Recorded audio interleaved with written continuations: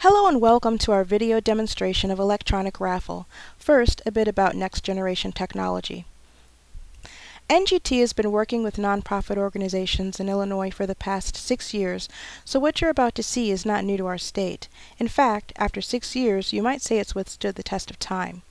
Electronic raffles may be new to your municipality, so we are going to talk about the game and address licensing as well.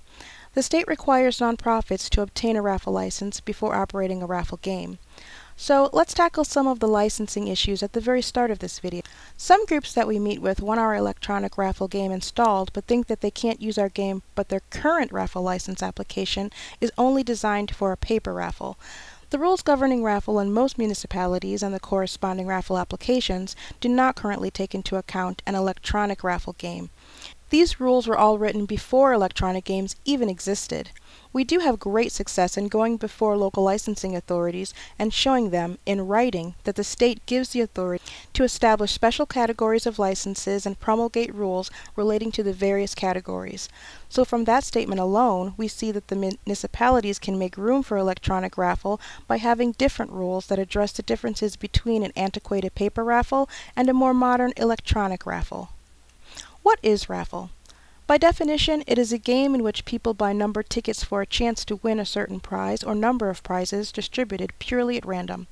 In our particular raffle, the player has the opportunity to win any of a number of the possible cash prizes. They can win multiple times.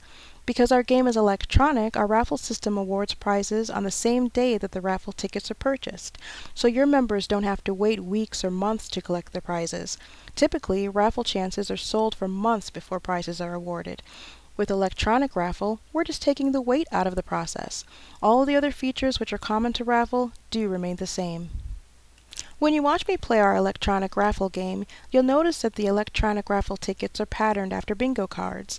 We can do this because the Illinois Bingo Act specifically states that an electronic game is not defined as bingo. So by using patterns that are very familiar to those who play both raffle games and bingo games, we can provide your members with a form of entertainment that they fully understand and complies with Illinois raffle rules. In many areas, you drive by buildings that used to say bingo in the windows, but now they say raffle.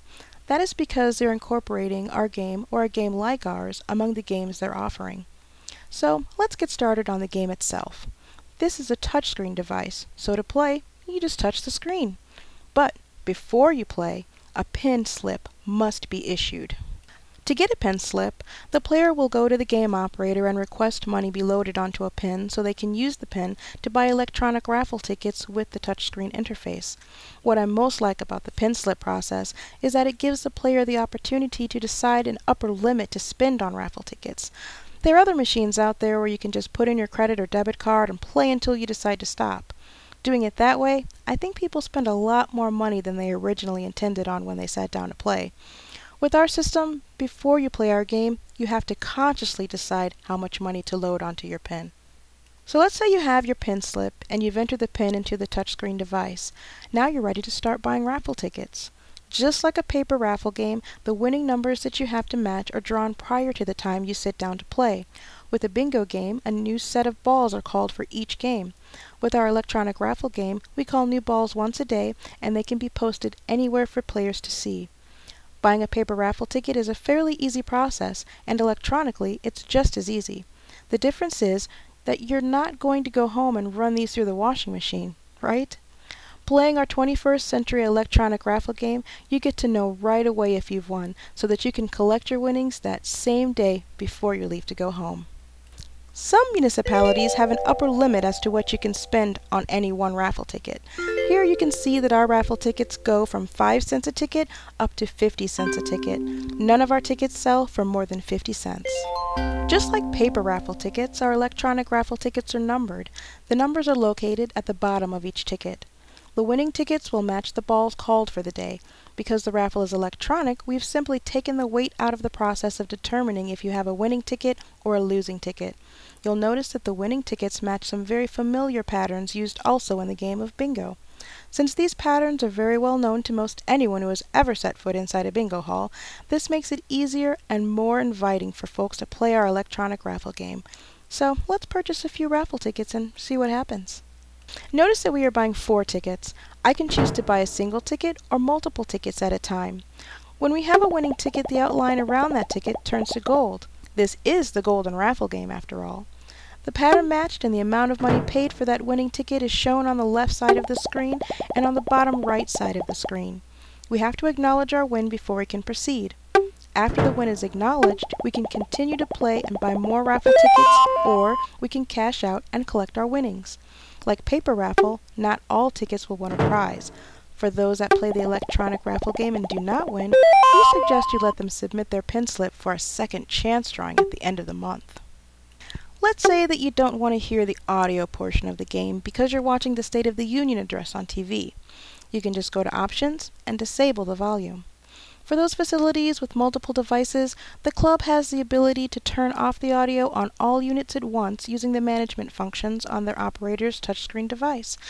We do have a number of these units in bingo halls, and typically the raffle and/or bingo halls will want to eliminate any noise that could distract from the bingo game while it's being played, so they'll temporarily turn off the volume on these units until the bingo session is over. Another option is to speed up play. Some people just want to know if they have a winning ticket, right? Maybe they don't care as much for the leisurely entertainment aspect of the game, but prefer a more lively, fast-paced experience. The option menu allows the customer to choose the speed of play to suit their individual preference. All activities that take place on one of our electronic raffle touchscreen devices will be tracked on the server. Perhaps a customer comes to you and expresses that they won $500, but the unit shut itself off before they could hit the cash out button on the screen. There is no need to worry.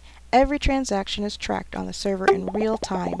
Any and all activity associated with that player's PIN is saved on the server and can be retrieved by viewing their history. There are no mistakes or miscalculations. You can also touch the screen and toggle back and forth between the play screen and the tracking screen that displays the player's last 4 winning tickets. Okay, so let's say I just got a call from my husband and he has dinner waiting for me at home. So I need to stop buying raffle tickets and head out. At this point, I'll need to redeem the balance of the money that I put on my PIN plus my additional raffle winnings so I can get started on my way back home. I'll click on Cash Out, which is the button on the lower left-hand side of my screen to exit the game. Then I'll take my PIN slip back to the game operator, who will redeem my ticket by using their touchscreen device to access the redemption center, where my PIN number is matched to one of the active pins in the computer. When they locate and select my PIN, the total amount of my winnings and balance will display. In using our game for your nonprofit organization, you can choose the level of payout. Just as an FYI, my demo unit is set to payout levels higher than most clubs generally use. As a club administrator, you may be asking, how can I make a profit? You'll want to promote the game. Perhaps you'll want to prominently display the names of winners who've won large prizes. Another way to encourage people to spend more on the raffle is to offer the aforementioned second chance drawing with a really nice prize for those who didn't win the first time around. Remember, since these go into private clubs and charities, most people will feel more inclined to participate. Your next question might be, what will this cost me? The answer is nothing. Nada, zero, zilch. NGT will continue to own the physical machines and will be responsible for servicing them as well. You simply reap the benefits of a steady revenue stream.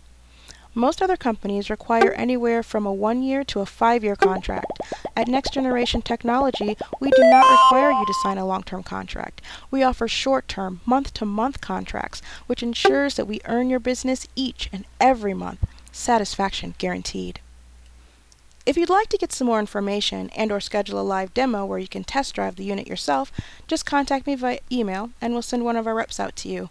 You can contact me at my email address, revenuegames@gmail.com. Again, that's revenuegames@gmail.com.